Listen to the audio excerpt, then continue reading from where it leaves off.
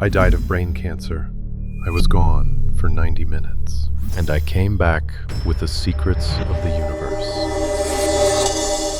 In 1982, I was dying, terminal brain cancer, inoperable. The doctors had given me 6 to 8 months to live and told me, plainly, that chemotherapy would do nothing except make whatever time I had left more miserable. So I refused it. I made peace with what was coming. I spent a year and a half in hospice care, getting my affairs in order, preparing to stop existing. Early one morning, around 4:30 a.m., I woke up and I knew, not felt, not suspected, knew. Today was the day I was going to die. A few hours later, I was gone. My body lay there with no vital signs for 1 hour and 30 minutes. What happened to me at that time was not a dream. It was not a hallucination produced by a dying brain. It was the most real experience of my entire life, and I journeyed so far into the nature of existence that I passed through every afterlife realm ever described by any religion on earth, kept going, went beyond the light itself, and found what was on the other side of everything. When I came back, the tumor was gone. Doctors looked at the before and after scans. The cancer had disappeared. My name is Mellen-Thomas Benedict, and what I'm about to tell you will change the way you think about life, death, and everything in between.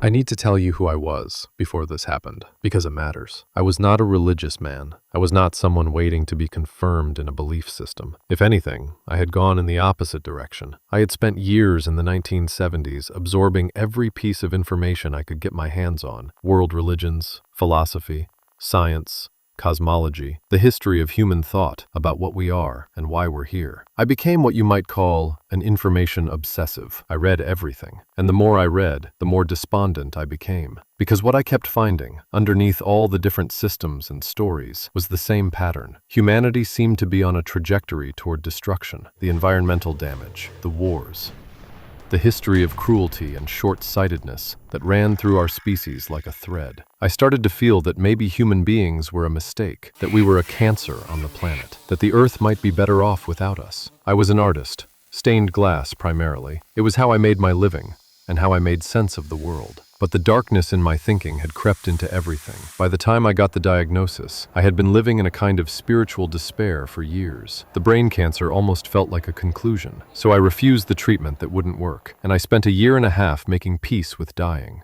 I studied death. I read everything about what people had reported when they came close to it. I wanted to know what I was walking into. I didn't want to be afraid. I wanted to meet it with open eyes. The morning it came, I was ready. I wasn't ready for what actually happened. I felt myself leaving. There's no other way to put it. One moment I was in my body, and the next I was rising out of it. I looked down and could see myself lying there, still, pale, no longer breathing. And I felt no grief about it, no panic, just a profound, complete stillness. The first thing I noticed was a light beginning to form around me. Now, I had read about the light. I had read account after account of people describing the tunnel, the brightness, the warmth. I thought I knew what to expect. I did not know what to expect. This light was not like anything I had encountered in any description. It wasn't just luminous, it was alive. It had presence and intention. It communicated something to me without using language, a kind of fundamental reassurance that went deeper than words. Not, "You are safe," more like, "You have always been safe. This has always been the truth. You just couldn't see it from where you were standing." I moved toward it, and then something happened that I did not expect at all.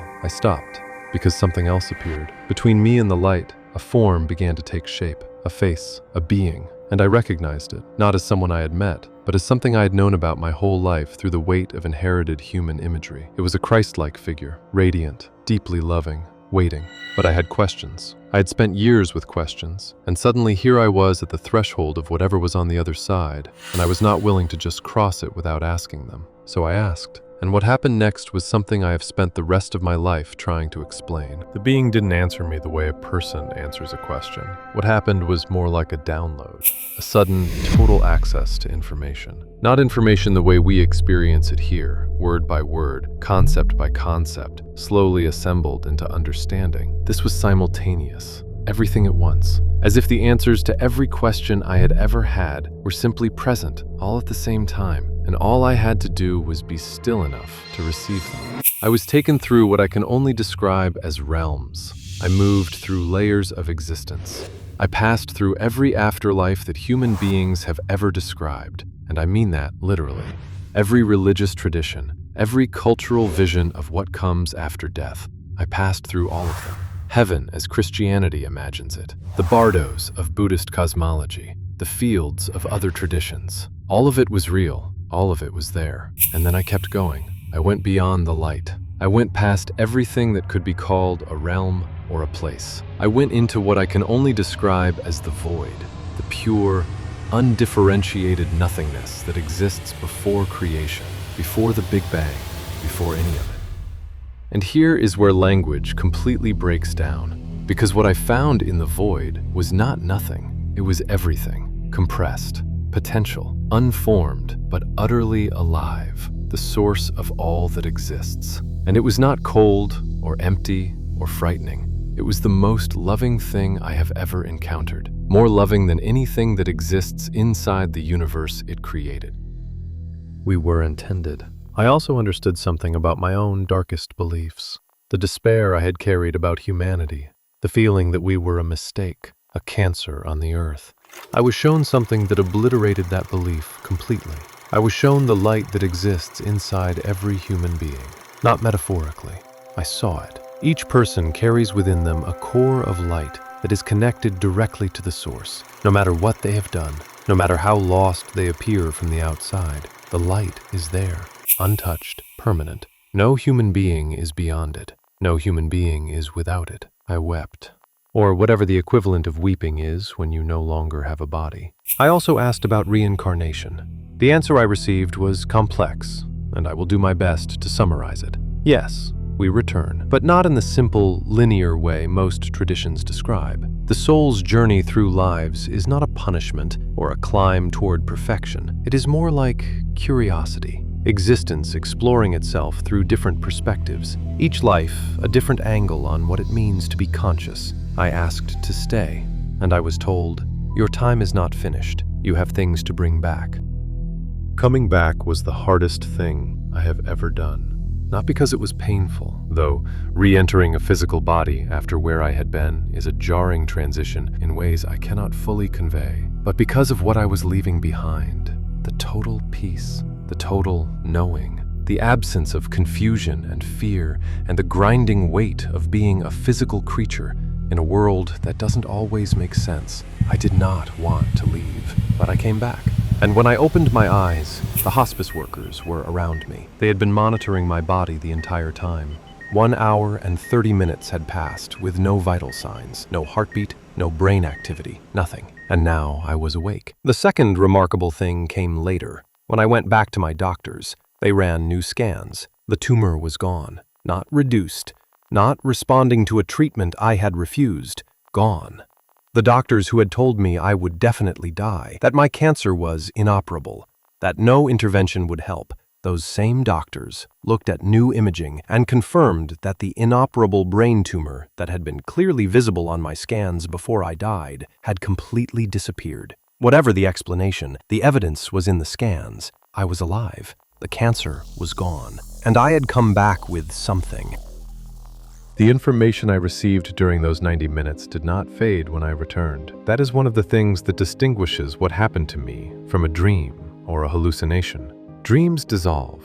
The details slip away. What I experienced only became clearer with time, not less. I could close my eyes and return to specific moments of it with complete fidelity. I had been given scientific knowledge I did not possess before. I had been shown things about the relationship between light and living cells, about how biological systems communicate and heal, that became the foundation of years of subsequent research. I went on to hold patents in the United States and internationally for discoveries rooted in what I had learned while I was dead. I no longer believed humanity was a mistake. I could not believe it anymore, not after what I had seen. Every human being carries that light, everyone. The violence and the cruelty are real. I am not dismissing them, but they are not what we fundamentally are. They are the result of forgetting what we fundamentally are, and that forgetting is not permanent. We are in the middle of a story, not at its conclusion. I died in 2017, but before I did, I said something in an interview that has stayed with people. We are not here to earn the right to exist. We already belong here. every single one of us. The light inside you is not something you have to achieve or deserve. It has been there since before you were born, and it will be there long after this body is finished. I know because I saw it. I saw it in every person, burning without exception, connected to the source of everything that exists. And once you have seen that, once you really know it, nothing is ever quite as frightening